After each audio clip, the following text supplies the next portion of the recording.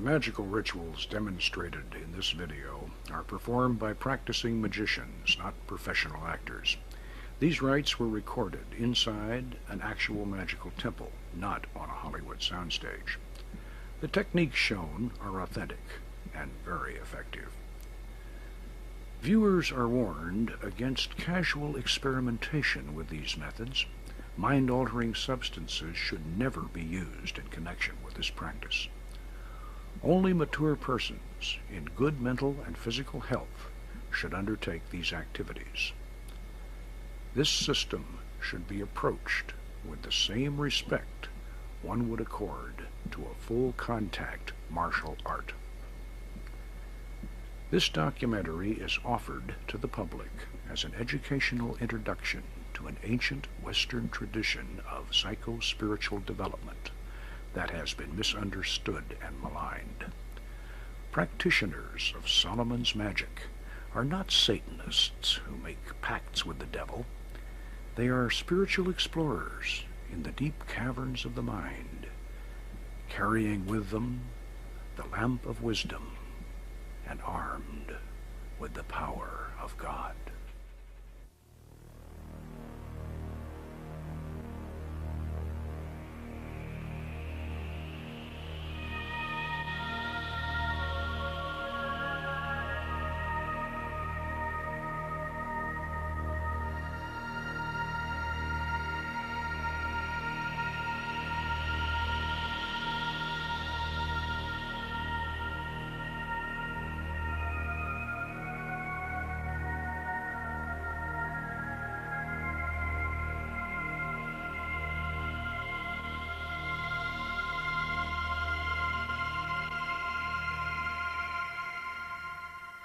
These be the 72 mighty kings and princes which King Solomon commanded into a vessel of brass, together with their legions. And it is to be noted that Solomon did this because of their pride. And when he had thus bound them up and sealed the vessel, he, by divine power, did hurl them into the depths of a lake in Babylon.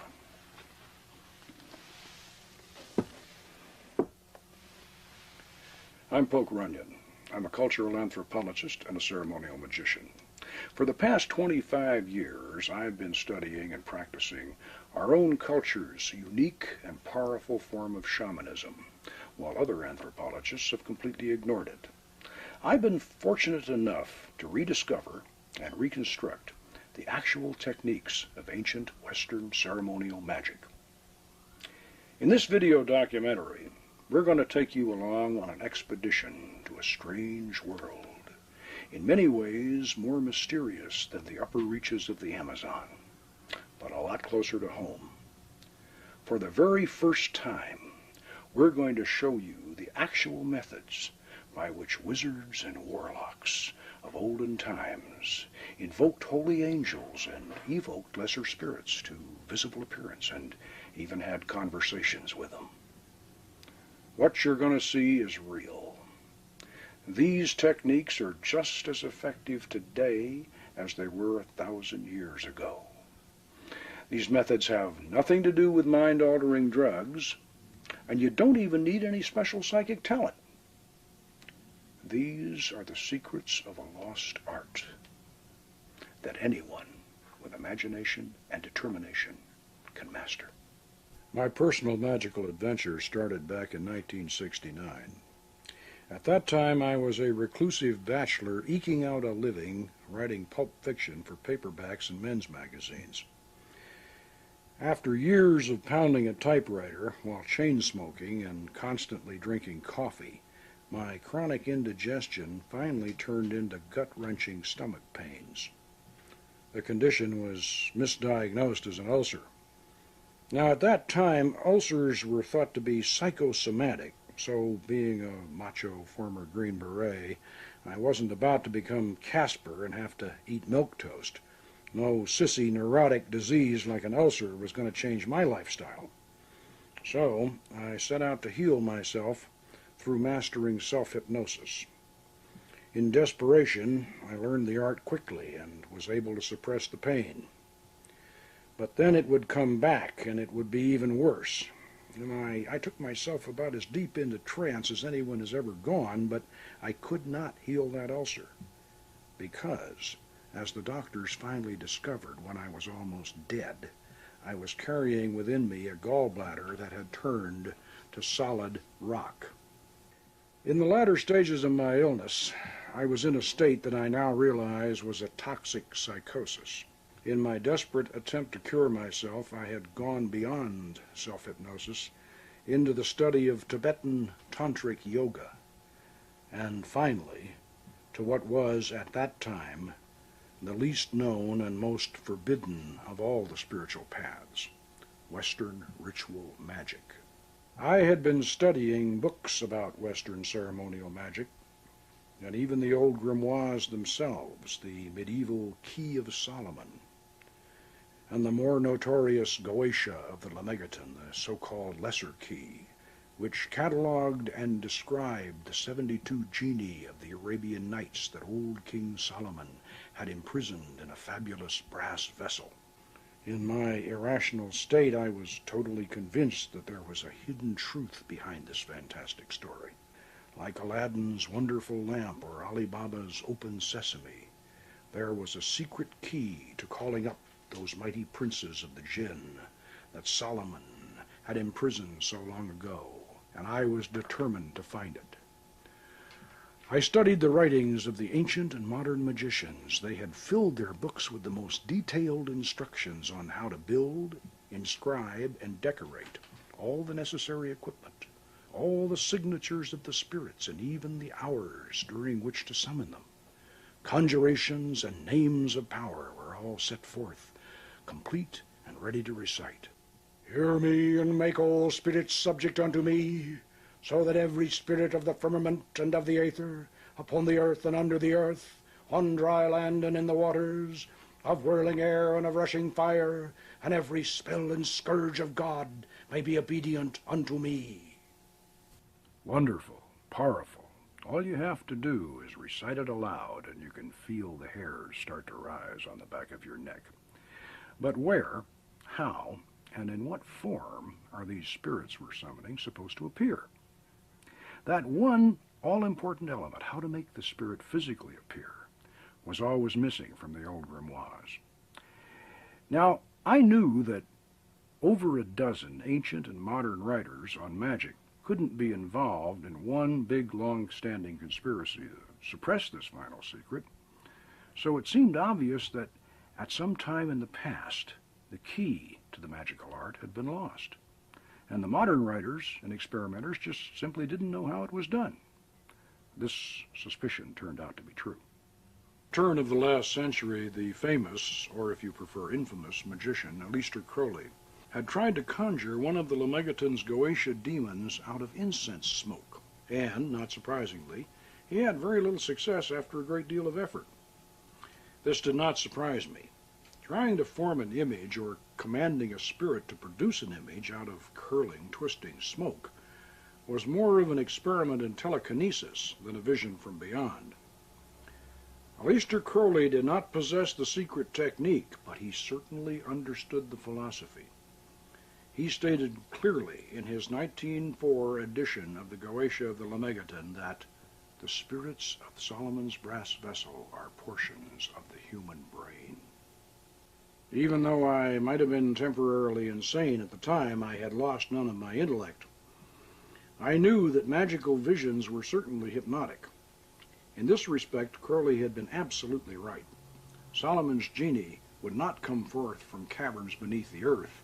They would rise out of the nether reaches of the deep mind. I noticed that the sigils of the Lemegeton's Goetia spirits were very similar to the vevés of Caribbean voodoo. I had done extensive research on voodoo for one of my adventure novels published in 1967. I knew the voodoo trance, wherein the participant becomes possessed by the spirit, was known to be hypnotic. The focal point of these ceremonies was the veve of the Ogun, drawn on the ground and illuminated by candles. Somehow this symbolic signature helped to bring forth the vision. At this point, your high school science teacher might be saying, well, if all this magic is only in the mind, Weren't those old wizards and even the modern magicians like that Crowley fellow just using their imagination? Yes, they certainly were. But the human imagination, inspired by its divine creator, is the most powerful force in the universe.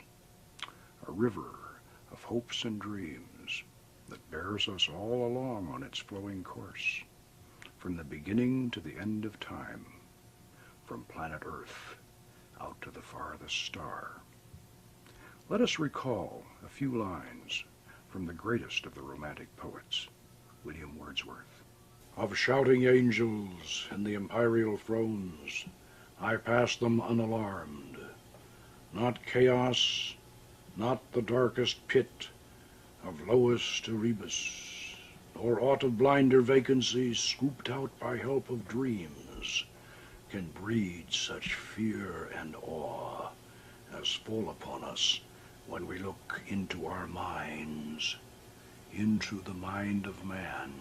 With that in mind, let's look at the philosophy and the psychology that lies behind this powerful system.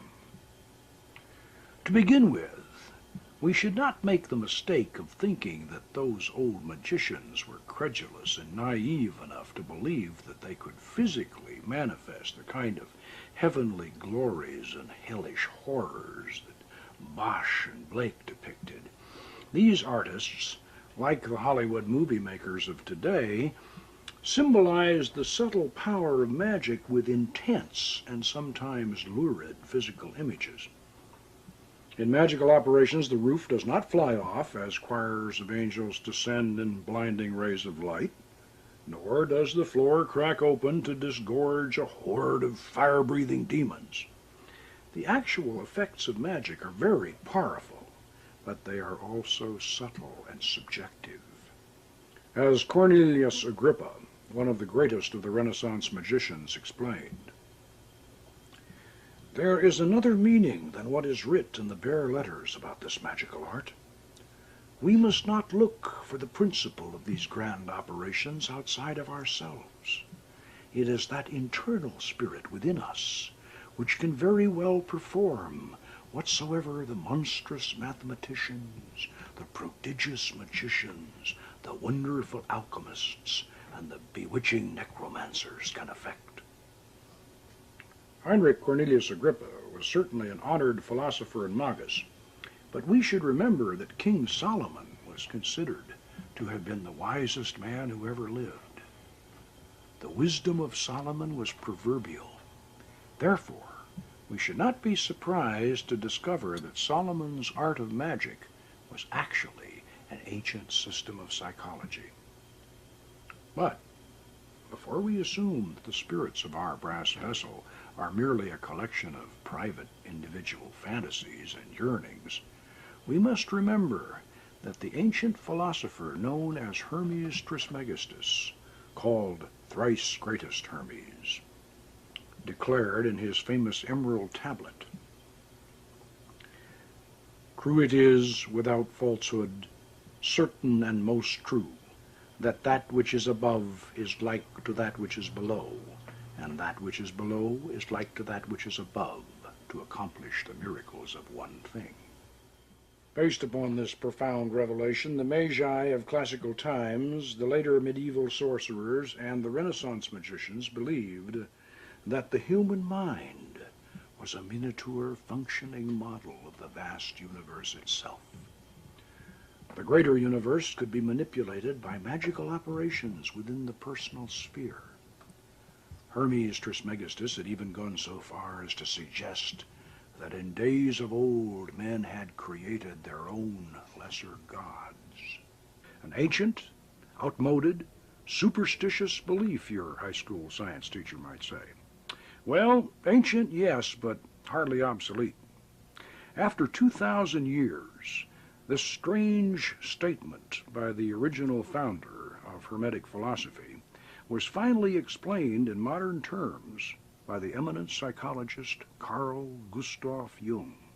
In the 1920s, Jung presented his revolutionary theory that beneath and beyond the personal subconscious mind there flowed a vast deep sea of dream images and forgotten lore. He referred to this as the collective unconscious. This mysterious psychic ocean was not the exclusive property of any individual human being. It was a dimension shared by all of us. Here one might discover the great archetypes of mythology, the heroes, the beautiful courtesans, the martyred saints, and the monstrous villains of our past. Here were the mysterious man-created gods, which Hermes Trismegistus had written about so long ago. And here were the demons of King Solomon's brass vessel. Jung's famous colleague, Sigmund Freud, was quick to realize the significance of what Jung had discovered, or rediscovered, and Freud was horrified by it. "Carl," he whispered, "you must not present this theory to the public, for if you do, you will release a black flood of occultism." But it would take more than Carl Jung's archetype and collective unconscious theories to release this flood of occultism that Freud feared. Theories by themselves do not produce results. For results, the magician still depends today, as he did thousands of years ago, on methods and techniques. Since time immemorial, magicians have placed themselves and others into states of trance, during which visions and oracles were received. We now know that this process was hypnotic, and that all the phenomenon we have come to associate with modern hypnosis was in fact known and practiced by ancient sorcerers under the guise of fascination, spellcasting, and enchantment. The powerful hypnotic effect achieved through a fixed gaze on a reflective surface is the reason why the crystal ball or shoe stone and the dark mirror or speculum were used by wizards of olden times as their spiritus loci, the actual place where angels and spirits could be conjured to visible appearance. This was, and still is, a hypnotic process. And yet the final secret of how to employ these magical aids was always missing. With all the atmosphere, the philosophy, the paraphernalia, the powerful conjurations, and the hypnotic effects, a spontaneous vision in the crystal or in the dark mirror always depended upon some special psychic ability. One had to be a natural medium. And for all my toxic fever dreams and my hypnotic experiments, I had certainly become a mystic, but not a clairvoyant. And yet there had to be a way that anybody with the desire and the determination could summon these spirits to visible appearance and have conversation with them. I tried placing a crystal ball in the triangle, but then when I stepped back inside the Magick Circle, as the operator was supposed to do according to the ancient texts, the 60-millimeter ball appeared the size of a doorknob. I knew that the crystal had to be used inside the circle for the invocation of the angels. And yet, we had to put something in that triangle. Something fascinating, something hypnotic, and something large enough to provide a viewing surface. Yes, the speculum, the dark mirror, and what better entrance into those caverns measureless to man the poet Coleridge had envisioned in his mystic eye. It had to be the dark mirror. But how to use it? How to make it actually work, I asked myself. And then something that I had read the year before jogged my memory. Something about the use of dark mirrors in the Far East. The final clue had been sitting on my bookshelf all the time. The book was called Tantra, the Yoga of Sex by Omar Garrison. In this work,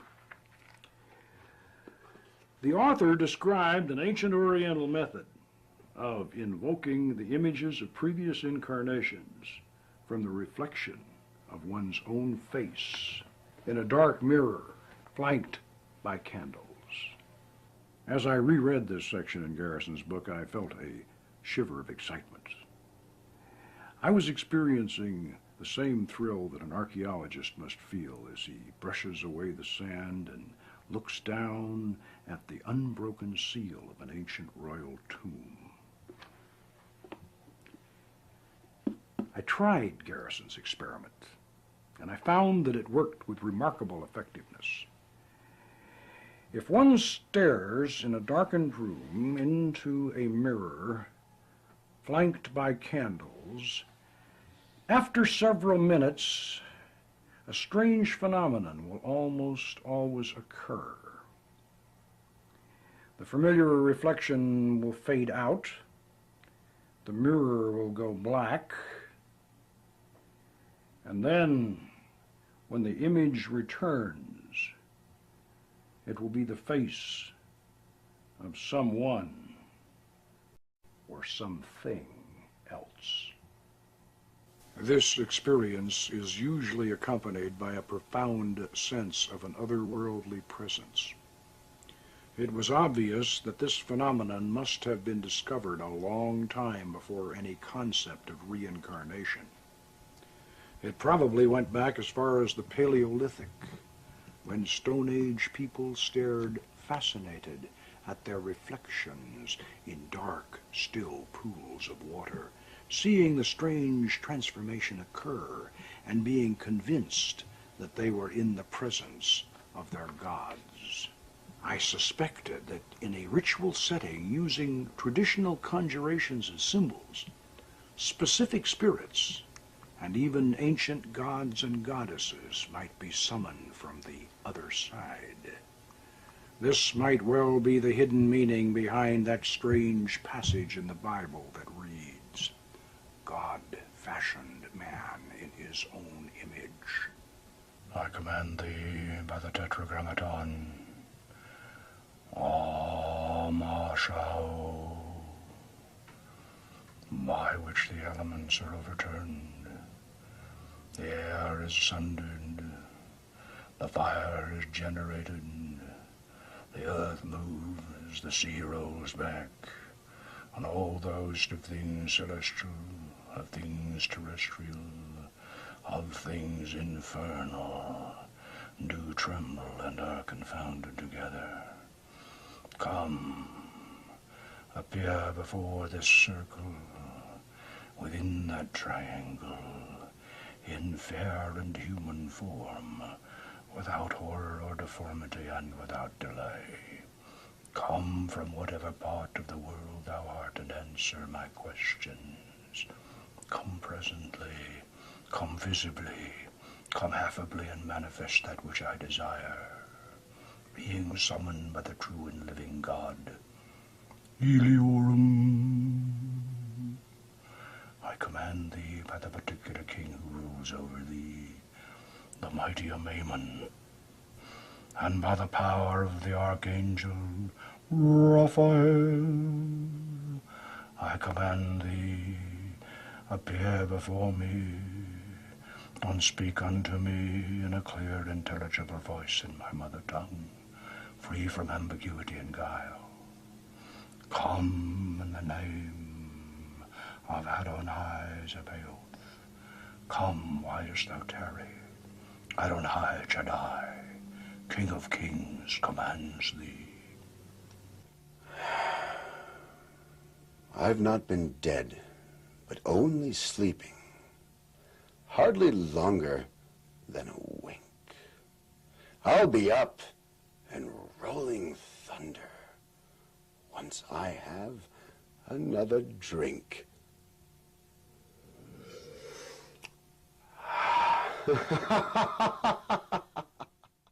After this discovery, the use of the magic mirror in an elevated triangle seemed obvious.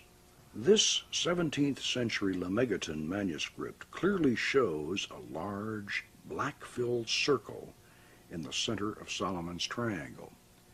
Notice that the instructions written around the triangle say 2 foot off from the circle and 3 foot over, not 3 foot across as the published version has it.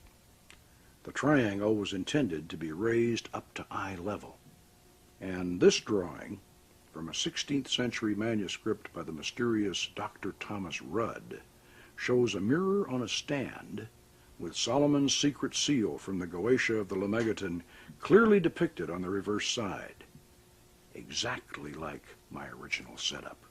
We know that polished obsidian mirrors were used in the Neolithic Middle Eastern city of Katal Hayuk as far back as 9,000 years ago, before the Great Flood. And later, in the time of Solomon, the Egyptians and the Canaanites made mirrors of polished copper and of silver, metals attributed to the planet Venus and the moon. I extended my experiments to include others, and I soon discovered that it was even more effective if the magician stood behind a passive receiver who could then concentrate totally on the mirror. Under the power of the Archangel Uriel, through the angel Mendiel, in the realm of the king Zemanar, and thee by Barlamensis, Aliciensis, Almantia, Apollodosi. I am here. What do you desire of me? And so I had the secret. Like Dr. Frankenstein, I had learned how to do it. But even though I may have been just as obsessed as the fictional Victor Frankenstein, I didn't want to make his mistake. Before I opened the brass vessel and released these spirits into the world again, I wanted to fully understand the philosophical and spiritual significance of a system that had been such a closely guarded secret for so many thousands of years. I had to ask myself, was it possible that there were slumbering demons in our past that, as the late Howard Phillips Lovecraft had suggested, might better be left unawakened? How had the beautiful goddess Astarte and her handsome consort, Prince Baal, the thunder god, been transformed into demons in the medieval books of black magic? Well, I found the answers to these questions in the mysterious, long-lost biblical Book of Enoch. In those mythical prehistoric times before the Great Flood, the Book of Enoch tells of a war in heaven in which God and his loyal host of angels, led by the Archangel Michael, were arrayed against a horde of rebellious angels who had lusted after the daughters of men and had descended to earth, where they were breeding a race of giants and were teaching humans the forbidden secrets of sorcery and magic. The Book of Enoch goes on to relate that the four great archangels, Michael, Raphael, Gabriel, and Uriel, came down and imprisoned these fallen angels at the four corners of the earth, where they became known as the Watchers. Jewish, Christian, and Islamic theologies retained the traditional loyal angels of heaven, especially those four great beings who rule the quarters of the universe, Raphael, Michael, Gabriel, and Uriel. But they had no place for the gods and goddesses of the ancient pagan religions they had conquered. And so the rabbis, the priests, and the imams practiced a sleight-of-hand trick and reclassified the homeless but not forgotten pagan deities as those same fallen angels who were already chained in deep pits at the ends of the earth. Thus, their greatest rival, the Canaanite thunder god, Prince Baal, became the demon Bael, first among the ranks of the fallen, who was said to appear as a cat, a toad, or a man, or all three at once, and to grant the power of invisibility.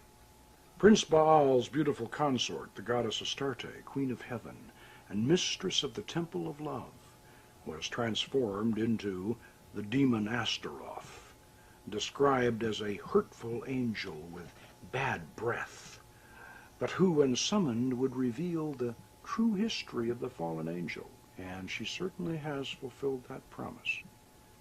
This prehistoric myth of the fallen angels laid the foundation for a Middle Eastern legend about the biblical King Solomon, who was said to have been the greatest magician of ancient times.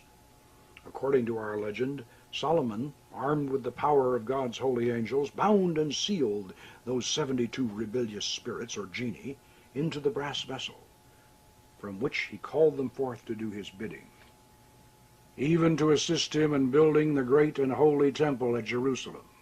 But can our fantastic legend have any truth behind it? Are we really seeing these ancient gods and goddesses who became the fallen angels in the dark mirror in our magic triangle? Are the strange voices that speak through our lips during the magical channeling process really coming from these deities and demons of the dim past? Have we actually opened that lost portal between the worlds? And if so, can these powerful genii be commanded to reveal hidden knowledge and accomplish wonderful things?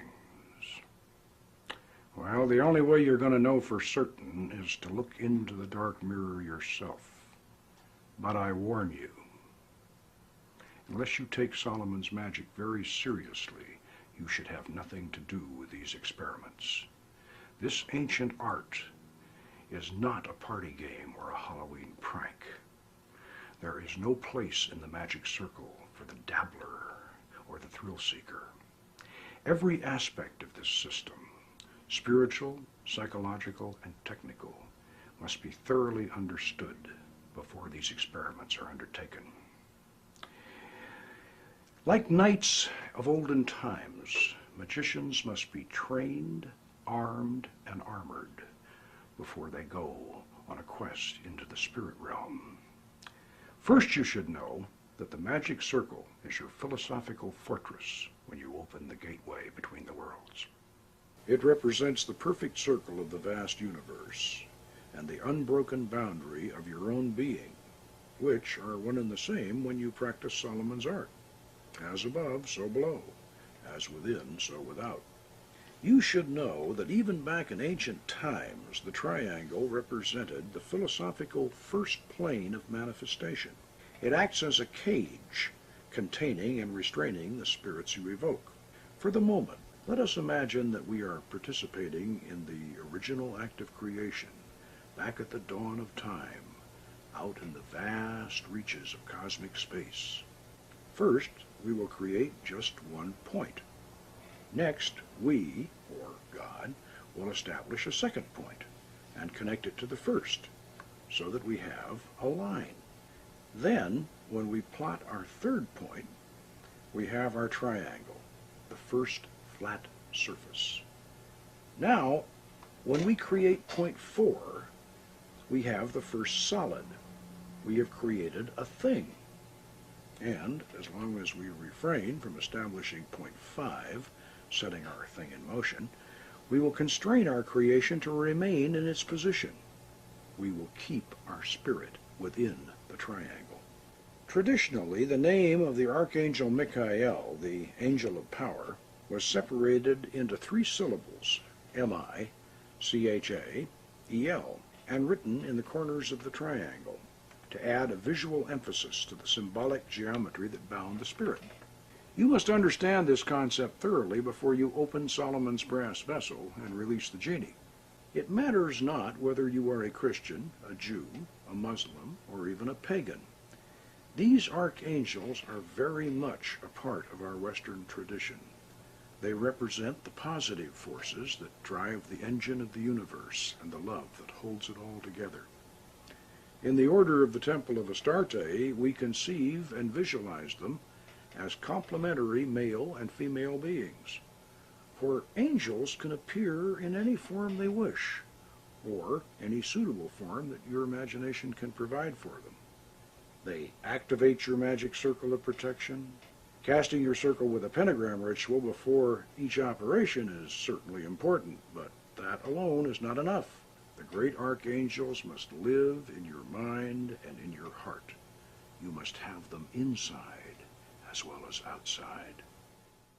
Nosce te ipsum, en tuo templo tu es Deus. This is the very first time we have ever permitted cameras into the inner sanctum of the Order of the Temple of Astarte. Notice the names of the great archangels of the quarters in Phoenician around the Magick Circle. You will hear these same names invoked in the traditional pentagram ritual that precedes and follows every magical operation. But I say again, the pentagram ritual by itself is not enough. You have to have these four great archangels of the quarters indwelling within you and ready to help you control the rebellious spirits. Otherwise, opening the brass vessel would be like opening Pandora's box, which, according to the ancient Greek myth, released evil into the world and then could not be reclosed. Therefore, you must first master the art of angelic invocation before you proceed to its darker counterpart, the evocation of Solomon's 72 spirits.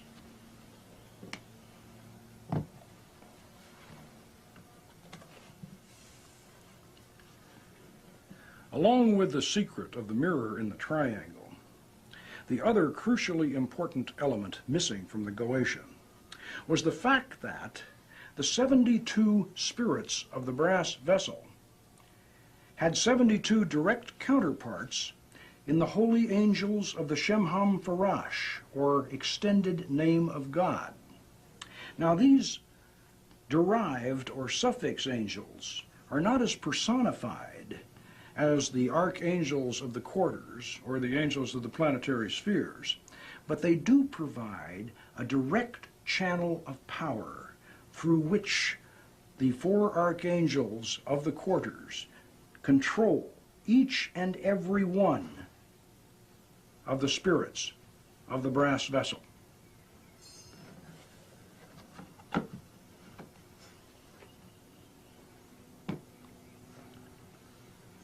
Unless this concept is understood and integrated into your goetic operations, you are on spiritually dangerous ground. These Shemham Farash angels even have their own sigils, and there is a short invocation for each one of them. The careful operator should use both. And before anyone in the Order of the Temple of Astarte is allowed to participate in goetic operations, we insist that they experience a series of 4 Archangelic invocations. So how do we invoke the archangels? Well, there's another book in the Lemegeton Compendium that probably should have been published with the Goetia. It's called the Almadel of Solomon, and gives us a very effective method for invoking, and by that I mean calling down the angels. The original Almadel was a tabletop device made entirely of wax. This was an ingenious design. The square slab of wax had holes at each corner through which the 4 candles were inserted, leaving enough length below to raise the little platform high enough so that a small incense burner could be placed beneath it, from where the incense fumes could rise through another set of holes to envelop the crystal shoe stone in mysterious tendrils of fragrant smoke, thus adding to the hypnotic effect. As with the Goetia, the secrets of the Almadel were not clearly explained in the Lemegeton. I had to use equal measures of scholarship and inspiration to reconstruct and fine-tune the system. But the effort was certainly worth the trouble, because the Almadel angels control the Goetia spirits. I know that statement may be surprising to some magical scholars who never look beyond, to quote Cornelius Agrippa again, what is writ in the bare letters. The Almadel's angels are not arranged in an ascending hierarchy. They are attributed to the 4 quarters and the 12 signs of the zodiac, with each of the 4 quarters governing the 3 astrological signs particular to its nature. In other words, the signs of air, fire, water, and earth, which we know are governed by the four great archangels of the quarters, Raphael, Michael, Gabriel, and Oriel. Realizing this, we can simply disregard the late 17th century hodgepodge of garbled angelic names the Lemegeton's scribe has attributed to these altitudes, and thus restore the Almadel system to its full power and purpose, as shown here in our master mandala. Each of the four great archangels of the quarters empower three sets of 6 Shemam Farash angels, who in turn control 3 sets of 6 counterpart Goetia spirits, which are distributed, 2 to each of the 36 decans, or 10-degree divisions of an astrological sign. This occurs in similar order all around the zodiac. If you find this confusing at first glance, you can study the Master Mandala in the companion book to this video, the Book of Solomon's Magick. The design may appear complicated, but it is actually quite simple and easy to work with. You will note that our modern Almadel is combined with the traditional double cube altar. We have shielded the candles at the 4 corners, and an incense chamber below has been added, with slots cut around the central compass rose to allow the rising smoke to surround our crystal shoe stone, which is placed on our master mandala that unifies the Goetia and Almadel systems in one all-encompassing design. Notice that we've placed low stools around the foot of the altar so that 4 or more people may sit and gaze up at the smoke-shrouded crystal, haloed in spectral light, with nothing else in their field of vision. Now, let's see how this works in actual practice. Before every magical operation, whether of invocation or evocation, we open our circle and call down the archangelic guardians of the quarters with a Golden Dawn-style invoking ritual of the Lesser Pentagram, and, at the conclusion of the ceremony, we will employ the banishing version of the same rite to close and seal the gateway between the worlds. Ata, Malkut, Vegabura, Vegadura, Neolam, Om.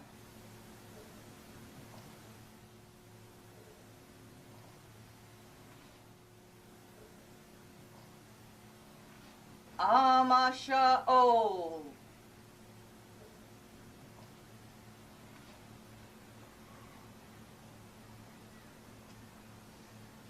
Adonai.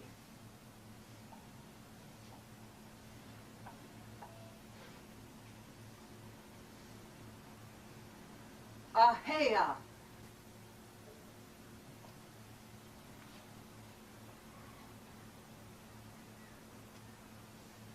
Ata, Gabor, Leolam, Adonai. Before me, Raphael. Behind me, Gabriel. At my right hand, Michael. At my left hand, Oriel. Around us flame the pentagrams. Above us shines the 6-rayed star. Ata, Malkut, Vegabura, Vegadula, Leolam, Om. We call thee, great Archangel Raphael, in the name of Tetragrammaton, Amashao. Come to us, O guardian of the eastern quadrant, master teacher, loving healer, wielder of the sword of truth, and Lord of the aerial realm. Come, we beseech thy presence here upon this holy table. Shine forth from this pellucid crystal. Grant us a glimpse of thy glory and a whisper of thy wisdom. Raphael, Raphael, Raphael, Raphael, Raphael. As As the soft chanting continues, each person around the circle will invoke in his or her turn until the altar top is haloed with an electric blue aura of astral energy, shot through with golden rays of light. Then you know you are on holy ground, and the angel may speak through any one of you. You may not see Raphael in the crystal, but you will certainly sense his presence. You will feel his power, and his voice will speak within you. Until you have made such a connection and established such a bond with all four of the archangels, you must not venture further into the darker realms of Solomon's magic. Great Archangel Michael, guardian of the southern quadrant, master of the sacred lands, warrior and defender, lord of the realm of fire, come, grant us a measure of thy power and a warning of any dangers that might lie before us. Great Archangel Gabriel, guardian of the western quadrant, lady of the waters and mistress of the Holy Grail, quicken within us the faculties of sympathy and of intuition. Grant us a glimpse of thy mystic grace and an oracle from thy vast dark ocean of understanding. Great Archangel Auriel, guardian of the northern quadrant, lady of the earth and mistress of the holy pantacle of art, bring us in harmony with nature's cycle and make fertile all our just desires. Bestow upon us thy love and lead us unto thy treasures. In the name of Adonai, Haaretz, Auriel,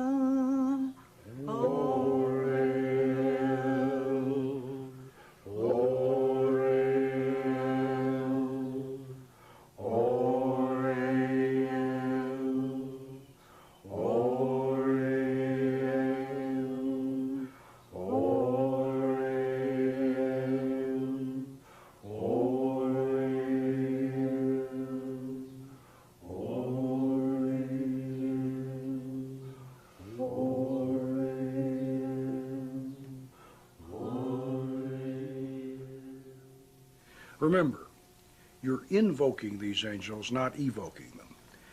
Evocation means bringing something out of yourself. Invocation's like praying. You're calling them down from above, you're inviting them to visit you, you're asking them for their help. So you shouldn't command them, and you certainly shouldn't banish them after the operation is over. You thank them, you ask them to come again, and you bid them hail and farewell. Now that we have the four great archangels of the quadrants firmly on our side, we're ready to open Solomon's brass vessel and call forth the genie to appear in the dark mirror on the triangle of art. As an example, we're going to summon the spirit Astaroth, who is described in the Goetia as a great and powerful duke whose lamen is to be made out of copper. Copper is the metal attributed to the planet Venus. This is appropriate because the spirit Astaroth is actually the ancient Canaanite goddess Astarte. Therefore, we will operate as if we are evoking her in the seventh Kabbalistic sphere of Netzach, with the understanding that all operations of the Goetia take place in the lunar sphere of Yesod. Remember, each sphere contains its own tree of life complete. This concept is not difficult to grasp if we think of the moon as a silver mirror through which all the multicolored lights of the higher spheres are reflected. And keeping this in mind, we should always perform our evocations when the moon is waxing. Pay very close attention to every detail of what you're about to see.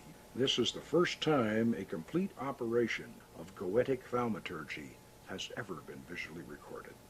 We're going to call forth the spirit Astaroth, who is actually Astarte, the Queen of Heaven and the patron goddess of our temple. It was in her honor and through her inspiration that I founded the Order of the Temple of Astarte in 1970 to properly teach Solomon's magic to worthy students of the art. We have continued this tradition in an unbroken continuity for 25 years, initiating and instructing over 100 here in our temple. After the lesser pentagram, which we have already demonstrated, the operator should perform a planetary septagram ritual, internalizing and then externalizing the Kabbalistic lunar sphere of Yesod, within which all goetic operations are encompassed.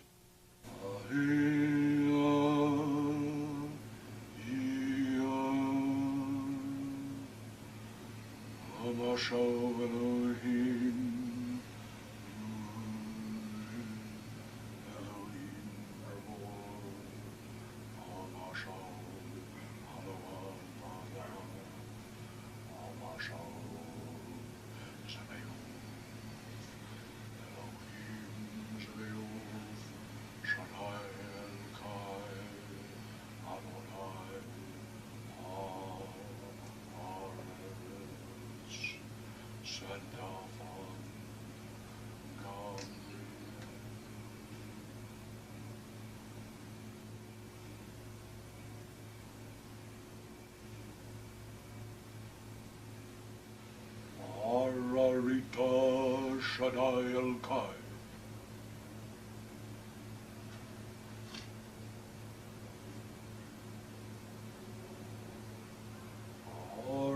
Rita Shaddai El-Kai.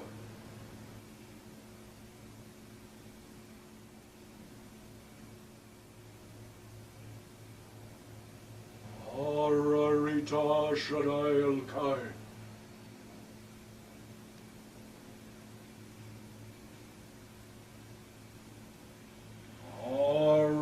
Rita Shaddai El-Kai. In the name of the Archangel Gabriel, I declare the gateway to the lunar sphere of Yesod is hereby open. Om. Let the mystic circumambulation commence. 7 turns Deasil in the sphere of Netzach of Yesod.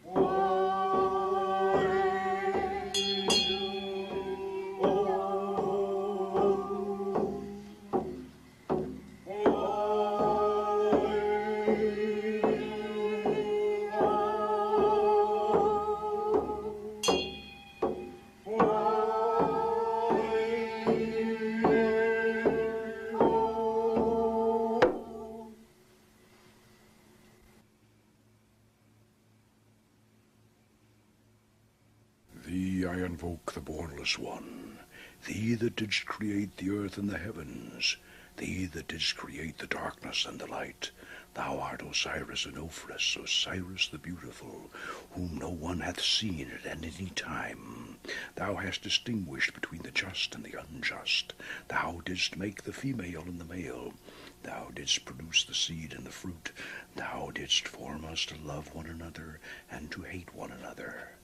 I invoke thee, the terrible and invisible God who dwelleth in the void place of the Spirit. I am he, the bornless Spirit. I am he, the truth. I am he who hates that evil should be wrought in the world. I am he that brings the lightning and the thunder. I am he who showereth life upon the earth. I am he, the grace of the world. The heart girt with the serpent is my name. Come thou forth and follow me, and make all spirits subject unto me, so that every spirit of the firmament and of the aether, upon the earth and under the earth, on dry land or in the water, of whirling air or of rushing fire, and every spell and scourge of God may be obedient unto me. Domini delixi decorum Dominus Tue, et locum habitationis gloria Tue, Mendiel.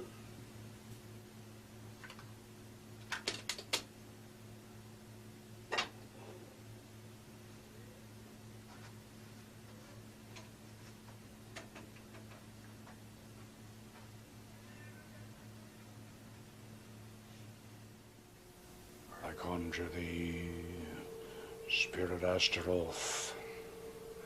I supplicate thee, Goddess Astarte. I conjure thee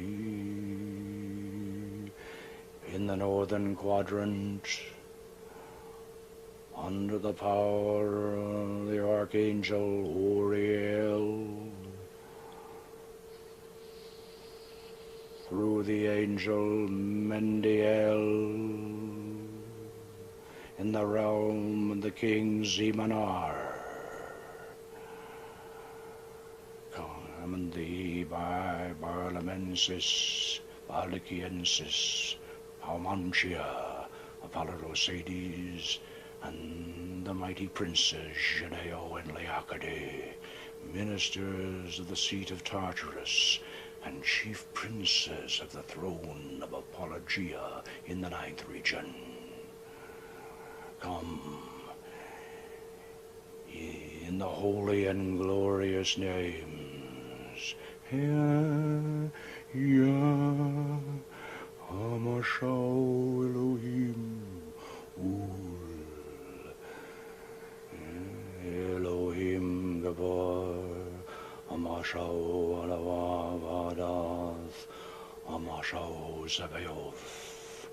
Come, appear before this circle, within that triangle, in fair and human form, without horror or deformity, and without delay. Come from whatever part of the world thou art, and answer my questions.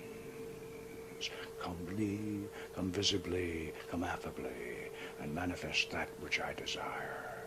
Being summoned by the true and living God, Eliorum, we command thee also by the Tetragrammaton.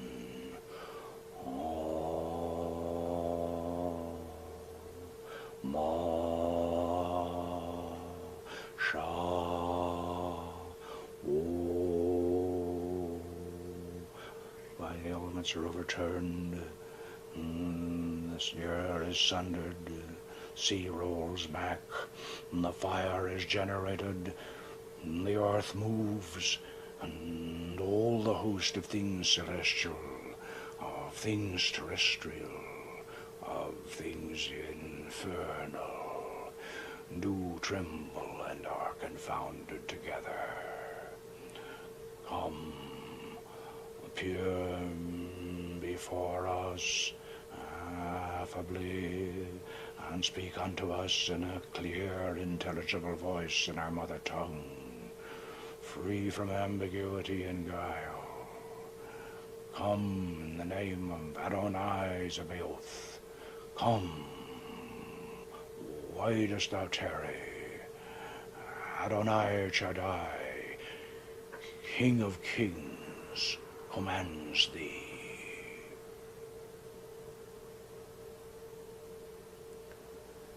Do you have a presence? Yes, she is here.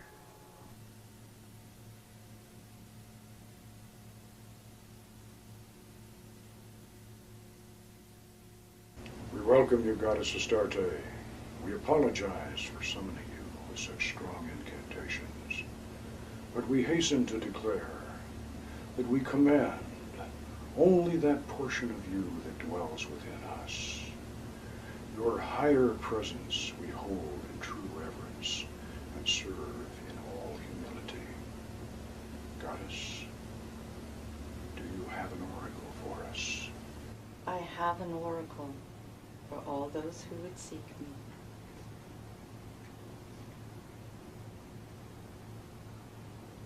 Each priestess must call me forth through her own image and in her own time.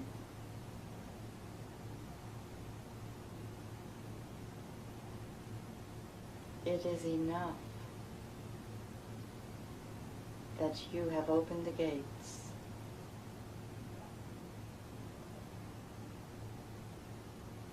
Now, each one must make her own sacred journey.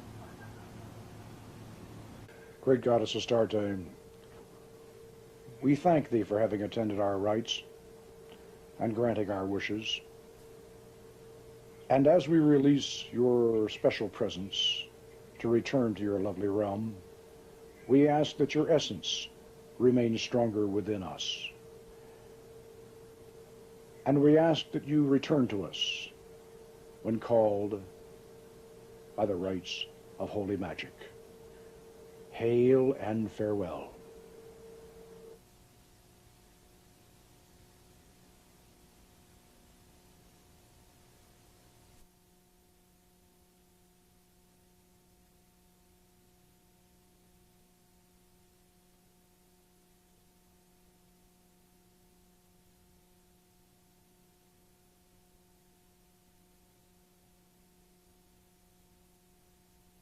There are a few things I should mention about the ceremony you've just seen. If you demand the presence of a spirit who is actually an ancient god or a goddess, then you should apologize to them when they appear. Now the reason is this.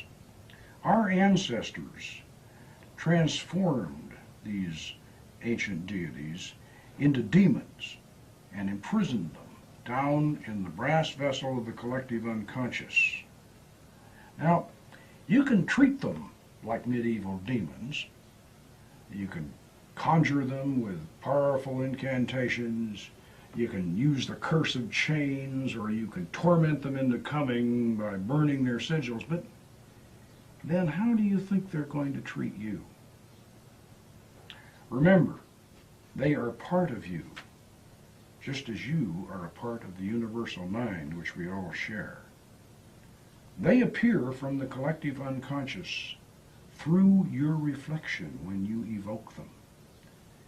And they return to the universal mind through your image when they depart. For this reason, you should treat even the lowest of their number with respect, and the gods and goddesses among them with veneration. And for this reason, you should never, under any circumstances, attempt to use this system of evocation to bring harm to any other person. Now, the reason for this should be obvious, but just to make sure you understand, this would be magically similar to calling up your enemy on the telephone and then detonating a hand grenade inside your phone booth instead of his.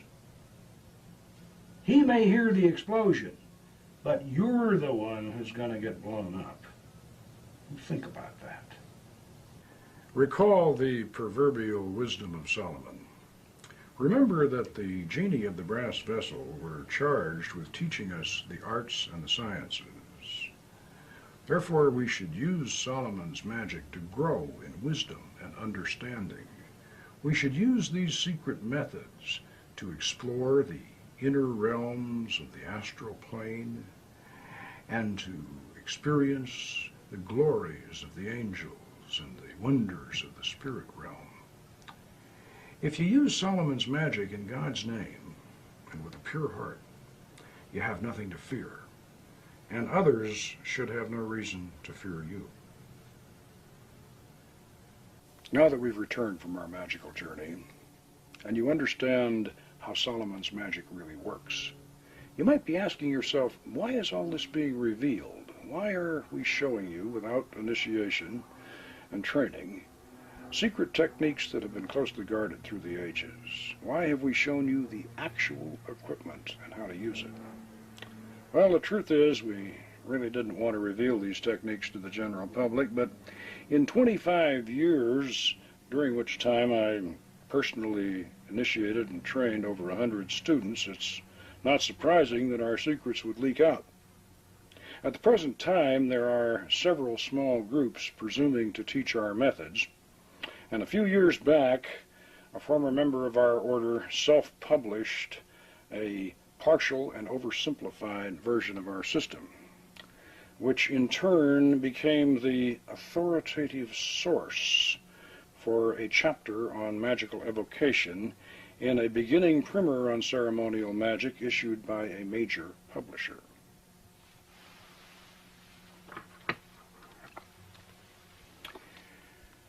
Recalling the magical misadventures of that world-famous mouse in Walt Disney's film Fantasia, we might say that these apprentice sorcerers have opened the brass vessel and let out all the spirits, which has compelled me to come down from my wizard's tower and show you how to get them all back in again. I was responsible for the rediscovery and the modern development of the Goetia Almadel system we have explained and demonstrated in this video. And because it's no longer a secret, I now feel obligated to make the authentic and genuine system available to all sincere students who want to learn how to correctly practice this ancient art.